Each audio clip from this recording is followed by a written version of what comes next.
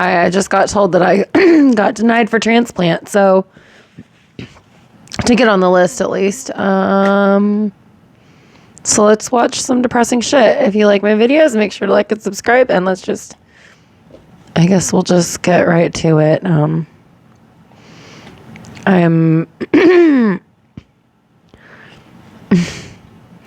I don't have much to say today. I'm pretty discouraged. I've been doing dialysis for 7 years, and I'm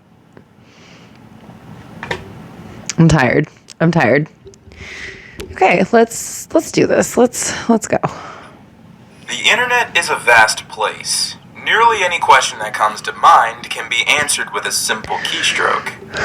Any curiosity can be quelled with a simple search term. And yet, when we hit enter and look upon the very answer we sought out to find, many of us experience a very peculiar kind of cognitive dissonance. The answer you sought out is grotesque and disturbing. And yet, you can't look away, and you don't know why. It's almost like I think I follow that subreddit. MorbidReality is a task fit for no one. I have a headache. I was crying so hard. This is an image of Sergeant Ken Kazakowicz crying as he learns the identity of the soldier in the body bag That's next sad. to him. It's 20-year-old Private Andy Alanis.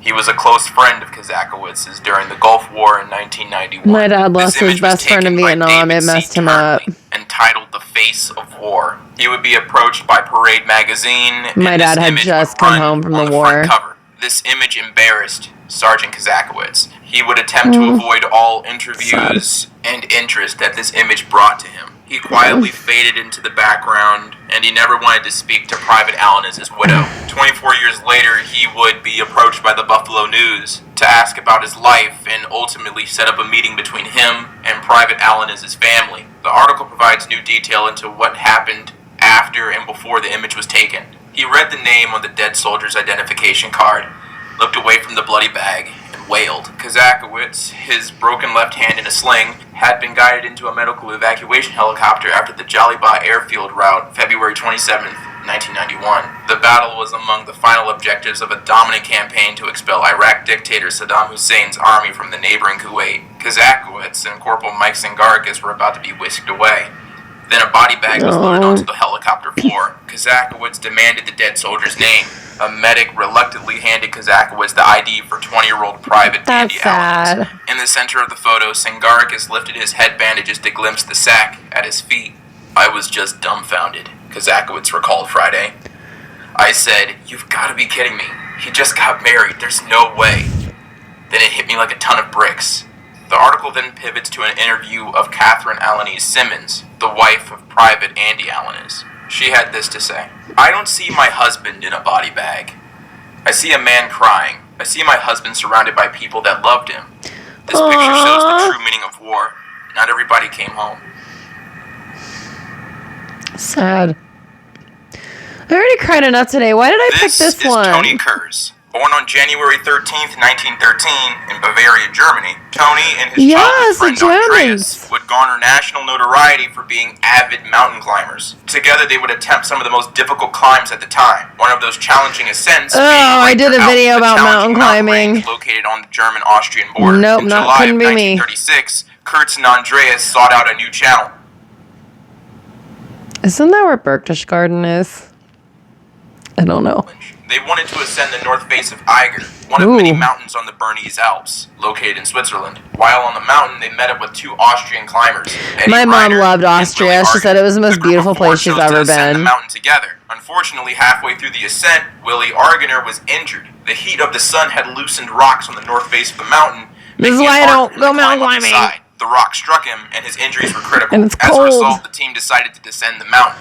This would prove to be difficult. The group of four lost their route. They weren't sure which direction was the safest to descend the mountain. Gaining any visibility was a challenge as well. At some point during their descent, an avalanche was triggered, sweeping Andreas off the side of the mountain and disconnecting him from the group. The subsequent fall killed him instantly. After watching his childhood friend get thrown off the mountain, Tony Kurz, Willie Argener, and Eddie Reiner attempted to get off the mountain as quickly as possible to limit further casualties. Willie Argener was climbing below Kurz, and during the avalanche that swept Andreas off the mountain, was picked up by the wind and moving snow, and smashed against the side of the mountain, killing him instantly. Eddie Reiner was above Tony Kurz, and while everyone else below him were being tossed around by the avalanche, he was being slowly pressed against the mountain, leaving him with no room to breathe, and he would die minutes later of asphyxiation. Tony Kurz was the only one left alive, and was fortunately spotted by mountain guides. Unfortunately, they couldn't reach Kurz due to the severity of the storm, and they were forced to leave him dangling unprotected and exposed to the elements for the entire night. The next day, mountain guides attempted to effect a rescue,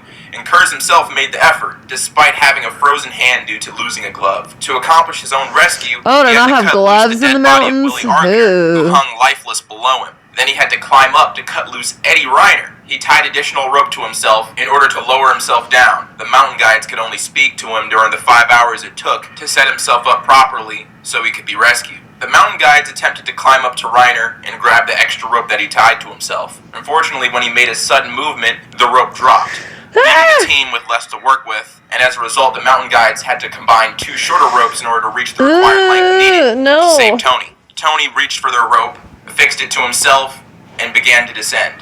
He stopped a mere couple of meters before the rescuer's knot because he didn't have enough strength. He had to release the tension of his own knot so it could pass through his gear to reach the mountain guides. He tried his hardest to move through the knot, but he exhausted himself. Facing the futility of his situation, he said only, "I can't go on anymore," and he died. His body was later recovered by a German team. That's too bad. So I don't climb mountains. Looks like a corrections picture. If you saw someone getting attacked, would you step in to stop it? Would you try to get help? Does this have to do with corrections? Would you just stand on the sidelines and watch? Aziz Hassan was born in 1998 in Pakistan. Maybe that's his driver's license picture. My corrections ID photo looks like a mugshot. 2 other schoolmates, and Aizaz was not allowed to attend morning assembly due to his tardiness that day. While standing outside, he was allegedly approached by a 20 to 25-year-old man who stated that he was there to take admission. One of the 2 students standing around him noticed a detonator on the man's chest. Whence upon Aziz's schoolmates ran inside while Aziz confronted the suicide bomber, who then detonated his vest. Aziz Hassan sacrificed his life for more than 2,000 students who were attending classes at that time. He's the school a hero. was named after him, the Aziz Hassan Shahid High School, and the anniversary of his death is observed annually in Pakistan. During the aftermath of the tragedy, many news organizations picked up perspectives from different people who witnessed the event. According to other accounts, Aizaz was on his way to school when he spotted a suspicious person. When Aizaz tried to stop him, he started walking faster towards the school. In an attempt to stop the bomber, Aizaz threw a stone which failed to hit him. Then he ran towards the suicide bomber, prompting the suicide bomber to detonate his explosive-laden vest. Even though perspectives vary, all of them draw the same conclusion, that Aziz Hassan was a hero. And when his cousin was approached by media organizations to speak on Aziz, he had this to say: "My cousin sacrificed his life saving his school and hundreds of students and school fellows. The suicide bomber wanted to destroy the school and school students. It was my cousin who stopped him from this destruction." Sad. Why can't we leave the kids alone? 15. The Battle of Manila, otherwise known as the Manila Massacre, took place on the Philippine Islands and involved atrocities committed against Filipino citizens in the city of Manila. The Battle of Manila was a conflict between American soldiers and Japanese soldiers. The massacre began on February 3rd, 1945, and ended March 3rd, 1945. The United States Army was tasked in pushing Japan out of the islands, and capturing the city of Manila was a priority. During this month-long conflict, the U.S. Army made lots of progress in capturing the city. And during the lulls of battle, Japanese soldiers took out their frustrations on civilians of the city. Violent mutilations, sexual assault, and massacres occurred in schools, hospitals, and convents. This is an image of a Filipino survivor of the Manila Massacre. This image shows where a Japanese officer tried to behead this man. His neck is permanently scarred, and his head is forever left in a forward hunch, an everlasting reminder of the scariest and worst moment of this man's life. And it's a pensive thought that this man is one of the lucky ones. Between 100,000 and 500,000 innocent people died as a result of this conflict. Ugh.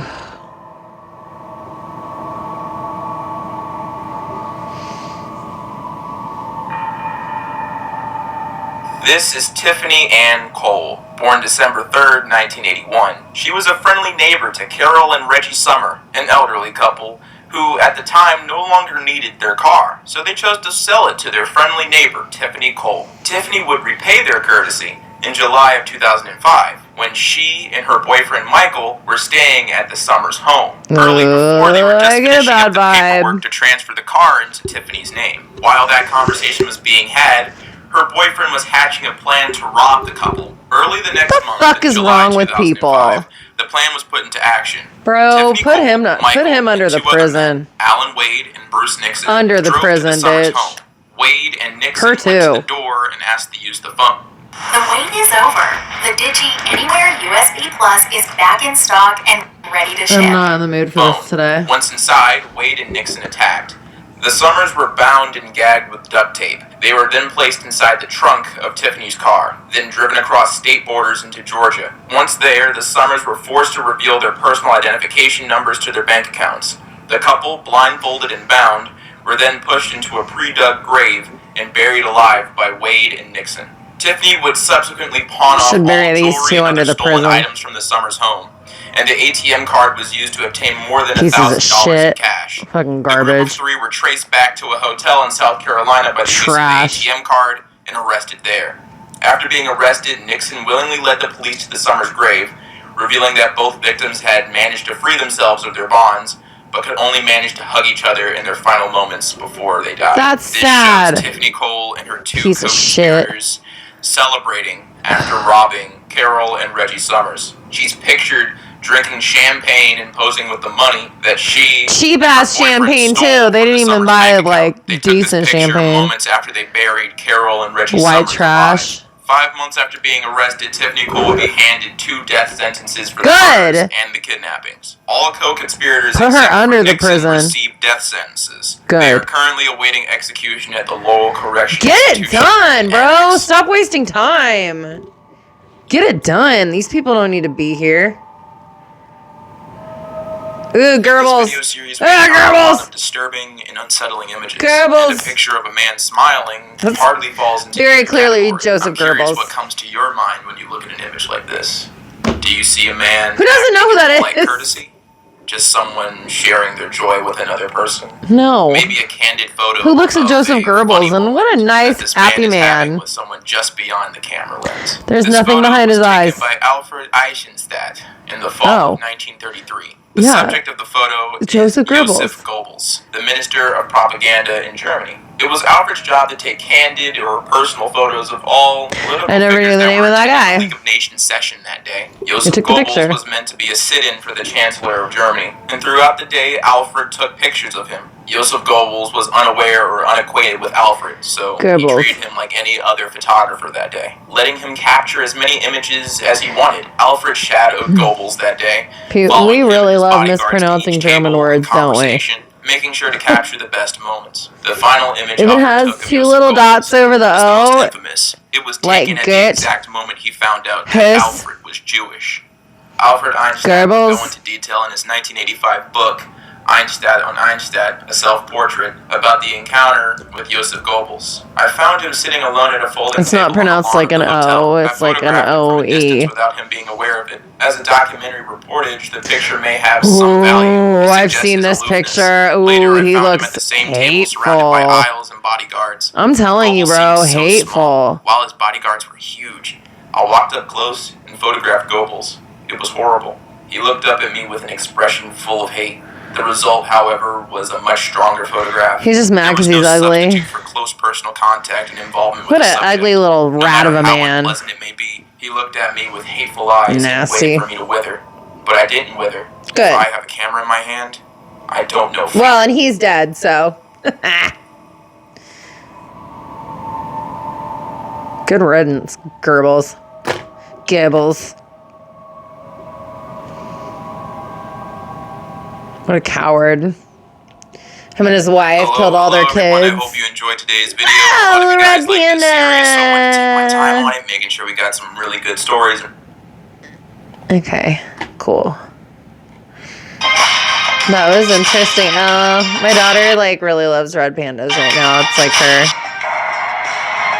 favorite well, not her favorite. Possums are very obviously her favorite animal, but she sure loves a red panda. They're pretty cute. Okay, guys, well, I have a migraine. I want to turn off my ring light and go lay in my bed and, like, never come out. I'm so sad about being denied for kidney transplant. I'm just tired. So I hope you guys have a good Friday night, and I will see you in my next video. Okay, love you, bye.